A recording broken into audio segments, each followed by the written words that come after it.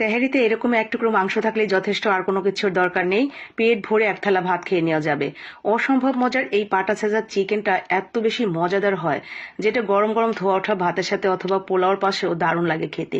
আর বানানো সেটা তো একেবারে সহজ, কারণ হাতের কাছে আছে এমন উপকরণ দিয়েই তৈরি করে নেওয়া যাবে। তো প্রথমে আমি এখানে 4 পিস মাংস নিয়ে নিয়েছি। আর মাংসের গায়ে যে পাটার উপরে রাখার পর কালো কালো ছোট ছোট দানার মতো দেখা যাচ্ছে, এগুলো কিন্তু আসলে ময়লা না। আপনারা আবার কেউ ভাইবেন না যে এগুলো ময়লা লেগে আছে পাটার মধ্যে। আমি কালো জিরা বাড়ছিলাম যে, তো কালো জিরা সামান্য সামান্য একটু রয়ে গেছে, তো সেটাই আর কি সেচতে গিয়ে ভেতর থেকে একটু একটু বের হয়ে আসছে। তো কালো জিরাতে এতে কোনো সমস্যা হবে না।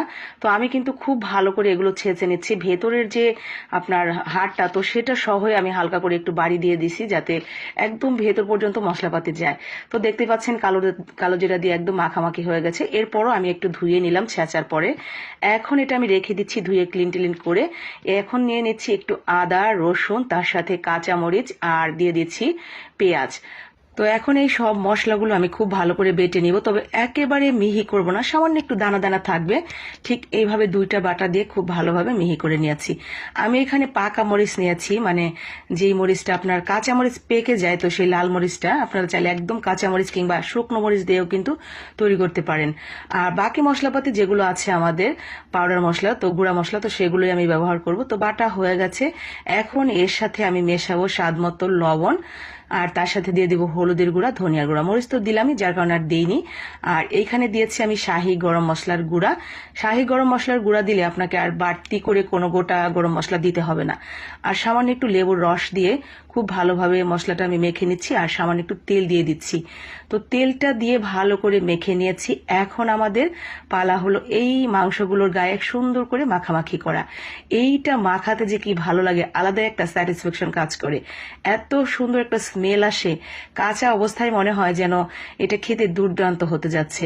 আর আসলেও তাই। এইভাবে পাটা ছেঁচে মাংস রান্না করলে, মানে আপনার ভাজা ভাজা করলে, এটা যে খেতে কি লেভেলের মজা হয়। এটা কিন্তু রুটি, পরোটা, নান, রুটি সবকিছু দিয়ে খেতে ভালো লাগে। খিচুড়ি, আপনার বউখুদা, এক কথা এটা যেখানে নেবেন সেখানে একদম মানিয়ে যাবে। তো এটা আমি ম্যারিনেট করে এভাবে রেখে দিচ্ছি 15 থেকে 20 মিনিটের জন্য ঢেকে। তো 15-20 মিনিট পর কিন্তু এটা খুবই খুবই সুন্দরভাবে সেট হয়ে গেছে, আর স্মেলটা মাশাল্লাহ। এখন আমি তেলের উপরে 2টা তেজপাতা দিয়ে সাথে সাথে দিয়ে দিলাম সেই চিকেনের পিসগুলো।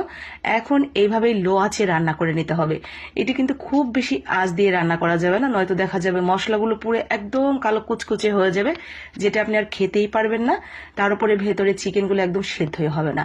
তো একটু লো আঁচে আস্তে আস্তে এটাকে রান্না করে নেবেন। দেখবেন যে এটার স্মেল পুরো আপনার বাসা না, আপনার আশেপাশের প্রতিবেশীর বাসা পর্যন্ত ছড়িয়ে যাবে। এত সুন্দর সুঘ্রাণ এইভাবে আপনার ছেঁচা মাংসটা ভাজা ভাজা করলে। তো এই 1 পিস মাংস নিলেই ভাতের পাশে আপনার ভাত খাওয়া হয়ে যাবে। এত মজাদার এই পাটা ছেঁচা মাংসটা। এইভাবে কেউ কখনো খেয়েছেন কিনা আমি জানি না, যদি না খেয়ে থাকেন একবার হলো ট্রাই করবেন। দেখতেই পাচ্ছেন চিকেনটাও কিন্তু খুব ভালোভাবে সিদ্ধ হয়ে গেছে। তো আজকের মতো এখানেই বিদায় নিচ্ছি। কথা হচ্ছে পরবর্তী কোনো ভিডিওতে। আসসালামু আলাইকুম।